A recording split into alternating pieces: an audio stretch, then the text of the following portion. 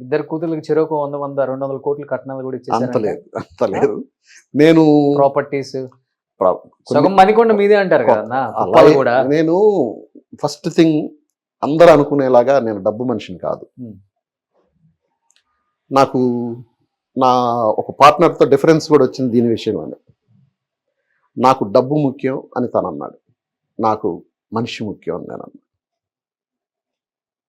నాకు మనిషి ముఖ్యం అని అన్నా. నాకు బ్రతకడానికి సరిపడే డబ్బు ఉంటే చాలు ఉమ్. అనేది ఇప్పటికీ నేను కోరుకునేది. ఇప్పుడు మనం ఉన్న ప్లేస్ 450 గజాలు ఇట్లాంటివి చాలా ఉన్నాయి కదా మీ place. లేవు ఇప్పుడు నా దగ్గర అదే అన్ని అమ్మేశారు అనుకోండి. ఏమి లేవు. ఉమ్. నేను ఇంకొకటి నేను అడిషనల్గా కొంత ఇక్కడ రియల్ ఎస్టేట్ చేసిన దాంట్లో అందరూ నేను సంపాదించాను అనుకుంటారు. నేను ఎవరి దగ్గర రూపాయి తీసుకోలే. ఉమ్. మన సినిమా వాళ్ళని అడగండి, ఉమ్. ఎవరైనా నాకు మన సినిమా వాళ్ళకి ఒక 200 మందికి దాకా ఇప్పించుంటాను. ఓకే. ఎవరైనా చిన్నాకి నేను ఈ డబ్బులు ఇచ్చాను అని చెప్పమనండి. సో రియల్ ఎస్టేట్ టైకన్ అని చెప్పొచ్చు పుప్పాల కూడా మీరు. అంటే నా ఇన్ఫ్లుయెన్స్ తోటి చేయించాను, అందరికి హెల్ప్ చేసి పెట్టాను. ఉమ్. ప్లస్ నా ఇంట్లో ఖర్చు కూడా ఎక్కువ ఉంటుంది, ఓకే. ఫుడ్ అని కానీ. I'm a big host. నేను అది ఆ ఖర్చు ఎక్కువ. నేను దేనికి అంటే అపాత్రదానం అనేది ఉండదు.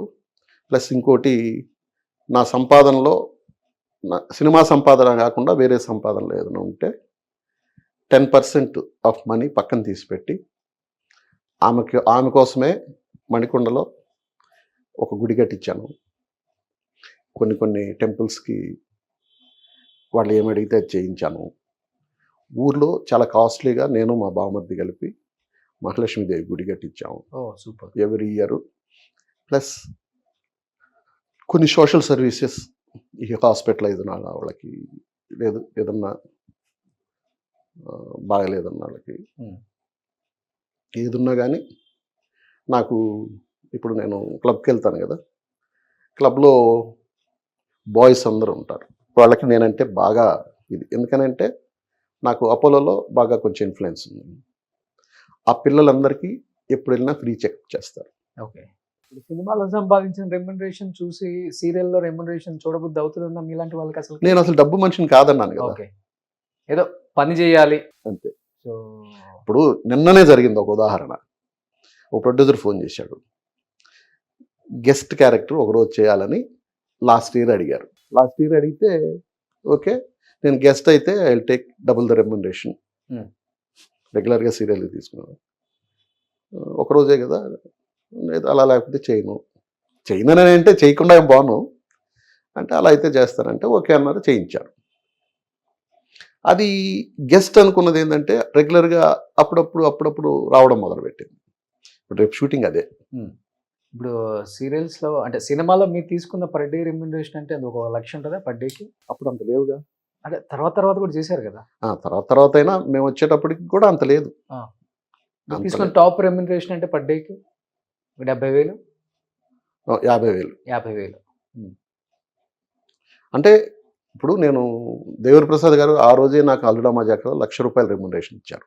ఓకే. దట్ ఈస్ నేనున్న రంగరాజపురంలో ఒక 2 గ్రౌండ్ల స్థలం, అంటే ఒక 500 గజాల స్థలం వస్తుంది. అది ఇప్పుడు కొన్ని కోట్లు చేస్తుంది. ఓకే. ఆ డబ్బు ఆ రోజుకి ఎక్కువ. అవును. పైగా అర్లీ స్టేజ్ నాకు అసలు దాపరికం తెలియదు, ఇప్పటికీ కూడా దాపరికం తెలియదు నాకు. నేను జాతకాలు ఎక్కువ నమ్మను, కానీ నాకు ఒక చెప్పిన ఆయన ఒక 2 మాటలు చెప్పాడు, ఆ 2 బిలీవ్ చేస్తా. నీకు డబ్బు స్టోర్ ఉండదు, నీకు డబ్బు బ్యాంకులో నదిగో నా బ్యాలెన్స్ అనే స్టోర్ ఉండదు. దానివల్ల ఇబ్బందులు కూడా పడ్డారు కదన్నా, ఎందుకంటే హాస్పిటలైజ్ అయినప్పుడు కొన్ని కోట్లు ఖర్చు అయ్యి కొంత ఫైనాన్షియల్గా ఇబ్బంది పడి కొన్ని ప్రాపర్టీస్ కూడా అమ్ముకునే స్థాయికి వచ్చేసారు. ఒక దాదాపు హాస్పిటల్ బిల్లే 4-5 కోట్లు అయిందని విన్నా నేను. అంత వెళ్ళలేదు, కానీ ఆ విషయంలో మా బావమరిది వాళ్ళు కూడా దే హెల్ప్ లాట్. ప్లస్ ఆమెకి ఇన్సూరెన్స్లు అవి ఉన్నాయి, బ్యాంక్ బ్యాలెన్స్ అలాంటివి చూసుకోవాలంటే ఉండదు. నువ్వు ఇప్పుడు ఏ లైఫ్ అయితే బతుకుతున్నావో నీ లైఫ్ లాంగ్ ఈ లైఫ్ ఉంటుంది. ప్లస్ అది చాలా ఇష్టమైన మాట నాకు. ప్రతిరోజు నీ చేత్తో ఒకరు అన్నం తింటారు, మీ ఇంట్లో వాళ్ళు కాకుండా. నేను అది అనుకుంటాను, ఇంకొకరికి పెట్టాలంటే నేను తింటేనే కదా పెట్టగలను. అందుకే సీరియల్స్ చేస్తున్నారు. సీరియల్స్ అనేది కాదు, సీరియల్స్ అని అంటే నాకు ఏదైనా అట్మాస్ఫియర్ కావాలి, షూటింగ్, స్టార్ట్ కెమెరా, యాక్టింగ్ అనేది కావాలి. సుమన్ టీవీలో మీ పర్సనల్ అండ్ బిజినెస్ ప్రమోషన్స్ కోసం కింది నెంబర్కి కాంటాక్ట్ చేయండి.